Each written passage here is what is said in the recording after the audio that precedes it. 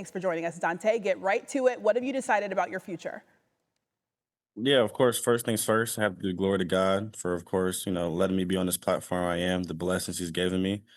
Yeah, this past year was a year that I'll remember for the rest of my life. Just my teammates, the adversity we went through, and just the way to be able to, as a kid, to play in the semifinals. And of course, the year didn't end the way you wanted to end. And of course, got to give your kudos and credit to Indiana. But yeah, with this decision, mainly all my life, it's kind of just been, you know, being as most prepared as I can for any situation I go into. And when it comes to me just making my decision, of course, I want to feel most prepared and, this is best for my situation, especially as a quarterback. And with my decision, it's been very tough. I prayed a lot about it, talked to many people, my mentors and people I just look up to. And with that being said, of course, I'll be coming back to Oregon for one more year and being able to play for the Oregon Ducks and, of course, reach our goal and be national champions. Okay, so you mentioned the fact, obviously, that you guys lost to Indiana in the semis. You kept using the word preparation, being prepared for your next step. What went into this decision? Yeah, ever since my freshman year at UCLA, that was a year that, of course, made me think of football as something that, every day you have to get prepared for. And with this moment, last year I was with Dylan Gabriel. I was behind him. I learned from him. He's a veteran quarterback. Of course, that was in college football. What early conversations have you and your guys had about climbing the mountaintop to a title next season? Yeah, a lot of times these conversations, everybody kept asking me, what am I doing? And, it's hard for me to tell them personally. But since I announced it, they know that when it comes to me coming back, that I'm going to push them. They're going to push me. Of course, when it comes to just O-linemen, running backs, the defense side of the ball, just everybody, we have young talent. This team was very young this year. And through this season, we had a lot of adversity and we faced a lot. But with this year, it helps us, lead into next year. So I'm excited for this team. I'm curious because obviously you mentioned how your season did not end the way you wanted. How close were you to trying to make the next step and go into the NFL? Yeah, it was very tough. I mean, like I said, since a 4-year-old, I dreamed about playing in the NFL, and of course, the NFL is something that the professionals play at, and I feel like I could have been excited going into there and wherever I got drafted, being blessed to be where I am, but I kind of feel like coming back is the best thing for me to make sure that when that day does happen, that I'm full prepared. I'm able to go and play my best ball. And you just used the word prepared again. So what do you need to improve on most as a pastor and a leader moving forward? Yeah, my leadership, that's the biggest thing. Being around this team for 2 years now, of course, they heard my voice a lot this year, but I feel like when it comes to me pushing my teammates and making sure that they're at their best, I mean, I can become a better leader. And when it comes to my play style, just dissecting defenses, being able to be comfortable with if I see a defense that I know I've seen this coverage before and how to attack it. And there's a lot of great memories. And of course, I'm still 20 years old, so I'm still young and I have a lot of memories to make out here in college. And I'm excited to be around the guys. Yeah, that's the thing that we keep saying. It's like he's just a 20-year-old quarterback, so he has a long runway. As we know, Dylan Raiola, he's going to be your backup next season. What do you make of having him in the quarterback room with you? Yeah, he's a great dude. Of course, we haven't talked much, but just seeing him and how he just competes. I know when he comes here that he's gonna be a great guy for the quarterback room. I want to make sure that I give him my idea, my thoughts that Dylan Gabriel did for me, and make sure that I just give him the the resources to make sure he's better on his game. But I know when he comes here, he's not gonna fall and not push me. I know he's gonna push me. I never compete and have fun. I'm glad to be able to see him.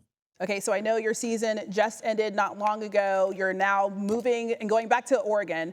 What is the first step that you're going to make? Obviously, it's the offseason, but what are you going to do next? Truthfully, I need a vacation, to be honest. It was a long year, but like I said, man, it's been a great year, and of course, I was the longest I ever played football in my life. My body's feeling great. Mentally, of course, I need to just decompress and just get back to my younger self. I'm still a kid at the end of the day. Be able to do things that I enjoy doing, and when it comes back to winter workouts and getting ready for next year, I mean, I'm excited to attack it. But at the end of the day, after this call, I'm gonna go take me a little break. Okay, so we know that Austin is always rocking. What is your message to Oregon fans? Go Ducks. Alton is the greatest stadium of all time and in the world. And I love you fans to death. And I appreciate your support through the good, bad, and ugly this year. All right, game day there is like no other, and you are going to be returning to be the quarterback at Oregon. Thank you so much, Dante. Good luck moving forward. Thank you. God bless you. That was No surprise that Dante Moore was top of the ranks across most quarterback ranks this season in FBS. He was top 5 in completion percentage in his 64 completions of 20 or more pass touchdowns, finishing in the top 15 for pass yards and total QBRs. We welcome in Mike T. We just heard what Dante Moore had to say. What is your reaction? I'm stunned. Good for him. You know, he only started 20 games at Oregon, and a lot was going to be about if he came out, the experience. And we've seen some quarterbacks recently, Christine, most notably Anthony Richardson, 13 starts at Florida. Hey, does he have the experience? And last year, just context, if he was the second pick in the draft, Travis Hunter had around $46 million in fully guaranteed money. That number would have been even more this year. I give him a ton of credit. Good for him. And now you think about Donovan Riola coming over from Nebraska. Yeah. He sits for a year. If you're at Oregon, this really sets up well, not only for this year, but the year after. But I give Dante Moore a ton of credit in terms of long-term thinking. Yeah, he mentioned he's only 20 years old. He keeps talking about preparation and wanting to get ready for the next level. EJ, what is your reaction to him returning to Oregon? Yeah, I agree with Mike T. Look, this is a mature decision by a young man who really is foregoing an opportunity to be the first or the second pick in the draft. You look at the Jets and the Raiders, who are probably going to draft a quarterback here in a few months, and he's basically saying, no, I want to come back and refine my skills and continue to get more experience, more leadership under my belt. And I got a lot of respect for him too, because that's hard to say no to. But here's the thing, he's a 3,500-yard passer. They had a fantastic season. Ultimately, he can come back and rebuild and regroup with this football team to go and get that ultimate goal, which is a national championship. And I still expect him to be a top 5 pick in next year's draft anyways, even though, and I'm sure Mike T will agree, this is going to be a deeper quarterback class in the 2027 draft as well. Just keep that in mind. Okay, I wanted to ask you, EJ, because we saw him play throughout this entire college football season. He mentioned his season didn't end how he wanted it to, but he also mentioned the fact that a lot of his guys are coming back. Do you think that Oregon has a shot at the CFP championship next season? Oh, absolutely, Christine. Look, Oregon is always going to be one of those teams that's, close and has a chance to make it to a playoff and then certainly make it to a championship.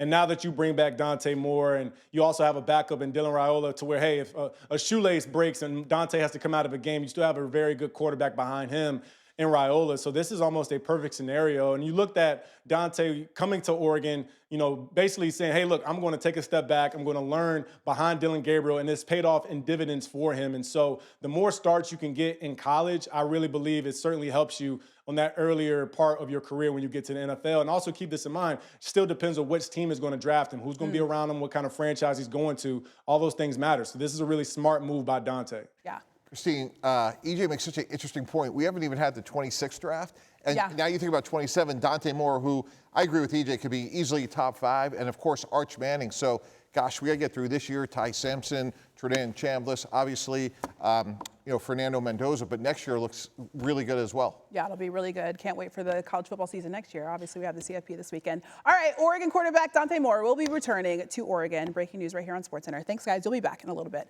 You want this, you got that.